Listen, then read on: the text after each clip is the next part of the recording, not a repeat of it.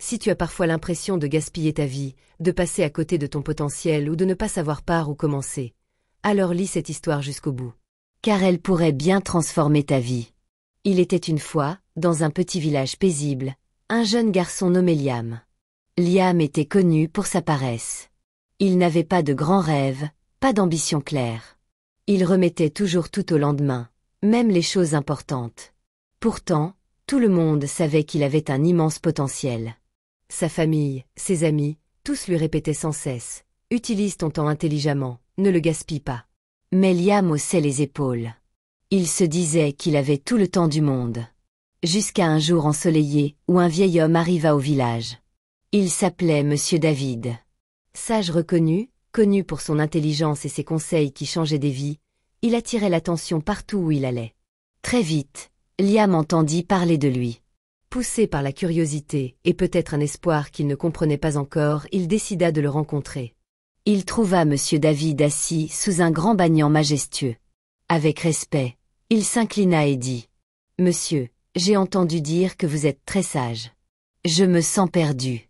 Pouvez-vous m'apprendre à tirer le meilleur de ma vie ?» Monsieur David sourit doucement. Il sortit un sablier de son sac et le tendit à Liam. « Voici le temps, dit-il. Chaque grain de sable représente un moment de ta vie. Une fois qu'il tombe, il est perdu à jamais. » Liam observa le sablier. Le sable tombait, silencieusement, grain par grain. Hypnotisé, il écouta. À chaque fois que tu procrastines, que tu gaspilles une heure, un grain disparaît. Tu ne le reverras jamais. Mais si tu choisis de bien utiliser chaque grain, alors chaque moment devient précieux. Les paroles résonnèrent. Pour la première fois, Liam comprenait. Le temps, mon garçon, continua Monsieur David, est ce que tu possèdes de plus précieux. Il ne revient jamais. Ceux qui le respectent créent leur destinée. Ceux qui le méprisent finissent par regretter. Mais, comment changer ? Demanda Liam, inquiet mais déterminé. Comment puis-je apprendre à valoriser mon temps ? Monsieur David lui posa une main rassurante sur l'épaule. Commence petit. Fais une liste de tes objectifs. Identifie ce qui est vraiment important. Divise les grandes tâches en plus petites. Termine-les une à une. Gère ton temps avec intention. Ceux qui réussissent sont ceux qui se concentrent, qui évitent les distractions et qui agissent. À partir de ce jour, Liam décida de changer. Il planifia ses journées. Il consacra du temps précis à chaque activité. Il cessa de se laisser distraire par l'inutile. Il apprit à se concentrer sur une chose à la fois. Jour après jour, sa vie commença à se transformer. Ce qui lui semblait autrefois insurmontable devenait réalisable. Il termina enfin les tâches qu'il avait toujours évitées. Il se découvrit des talents insoupçonnés. Il se remit à rêver. Et il trouva du temps pour ses passions, et pour les gens qu'il aimait. Le village tout entier fut étonné de son changement.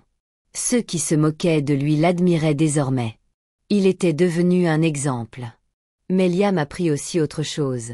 Le temps n'est pas que productivité. Il est aussi amour.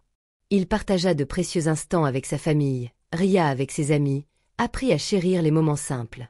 Les années passèrent. Liam devint un vieil homme.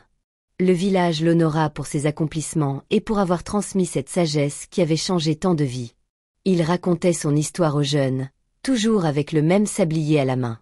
Il leur disait « Chaque grain de sable est une chance. Ne le gaspille pas. » Et son histoire voyagea bien au-delà du village. Elle toucha des milliers de cœurs, éveilla des consciences. Les gens comprirent, le temps n'est pas une ressource infinie. C'est un trésor. Une perle rare que l'on ne doit ni perdre ni sous-estimer. Car le temps façonne notre avenir, notre bonheur, notre vie. Alors retiens ceci. Le temps est le cadeau le plus précieux que tu possèdes. Une fois perdu, il est irrécupérable. Ceux qui réussissent sont ceux qui fixent des objectifs, restent concentrés, et évitent les distractions. Mais le temps ne sert pas qu'à réussir. Il sert aussi à aimer. Passe-le avec ceux qui comptent. Crée des souvenirs. Profite des petites joies. Quand tu honores ton temps, tu construis une vie pleine de sens, de bonheur et de plénitude. Fais que chaque moment compte.